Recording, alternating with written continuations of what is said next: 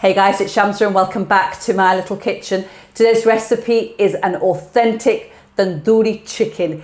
I'm going to show you how to make this classic dish, which is easier than you think. It's juicy, it's bursting with spices, and you can make it right at home. Stick around and I'll show you how to do that. But before that, make sure you hit that subscribe button, turn your bell notifications on, so let's start cooking. So the ingredients you're going to need is as follows, and please remember, if you miss anything, then don't panic.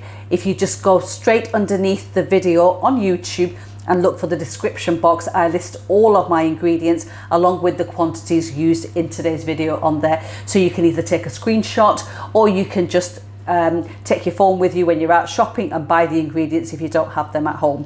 So we're going to start with the chicken first of all. I'm using a whole chicken on the bone. I've had the skin removed and I've had my butcher score it across the breast pieces here and also on the legs.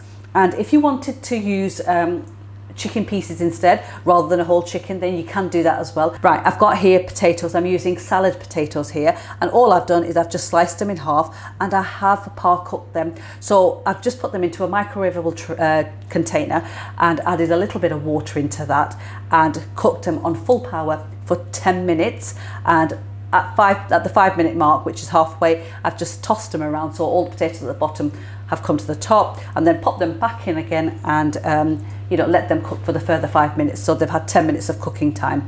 Now I've got here some spices. I've got salt, coriander powder, garam masala. I've got Kashmiri chilli powder, which is going to add a lovely colour and flavour but not the heat. I've got turmeric powder, and I've also got dried tandoori powder here, which will add a lovely colour and flavour. If you don't have this, you can leave this out, but again, I do recommend you put it in. I've got some more spices here. I've got dried chili flakes, cumin seeds, and again, these two ingredients are optional. It is the red and orange food colouring. If you're making an authentic tandoori style chicken, then the food colouring is essential because that's where it gets that lovely red orangey colour from. Now I've got here Greek yogurt, I've got lime juice, and my garlic, ginger and chilli paste. I'll leave the quantities of how to make this in the description box for you guys as well.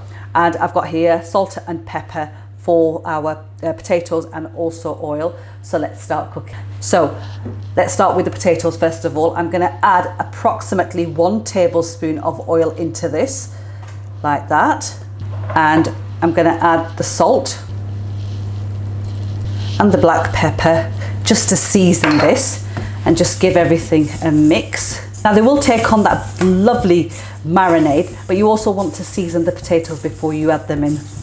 And then I'm going to transfer the potatoes first of all to a non-stick roasting tray, and I want to place the cut side down so they're facing up because they get a lovely colour on them. So I'm going to add them in like that, and then just make sure they're all turned over like that. And then you want them at either side because you want to place the chicken in the middle.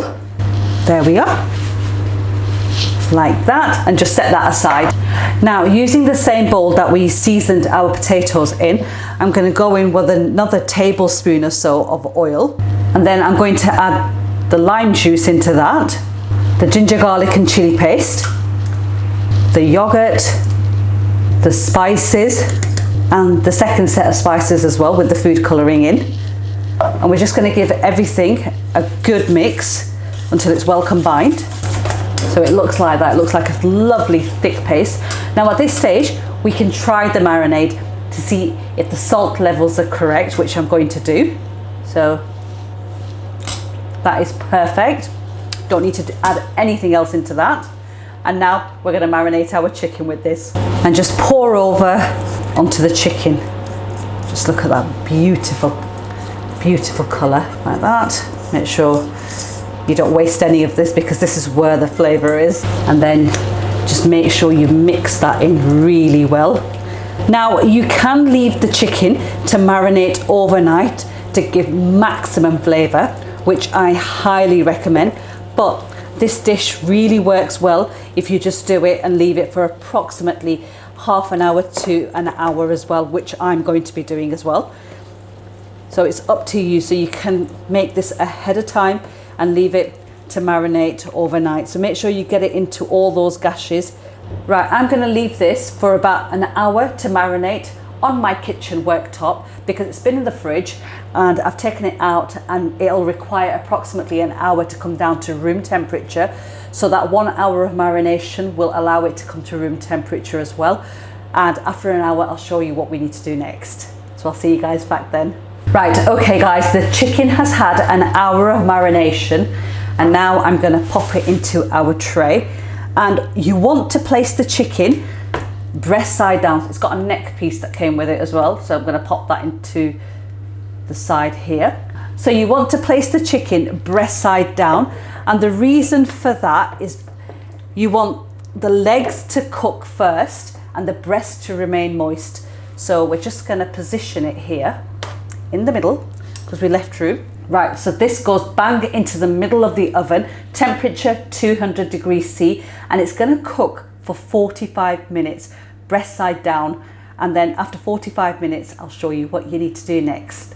Right, okay, so the 45-minute timer is up, and I'm just going to remove the chicken and show you how it looks. God, it looks amazing. Oh, it smells so good. The potatoes have taken a wonderful colour. If I just show you, look at that, beautiful. And all I'm going to do now is I'm just going to rotate it. So I'm going to turn it over. Probably turn this around just to make it easy for myself. And we're just going to lift it up and we're just going to turn it over just like that. And now we're going to pop this back into the oven for a further 15 minutes. Right, the 15-minute timer is up, and I'm just going to turn my oven off, and it's time to show you how this looks. It smells amazing. And just look at that. And there you have it, guys. My whole tandoori roast chicken is ready. Now I'm going to plate this up and I'll give you a closer look.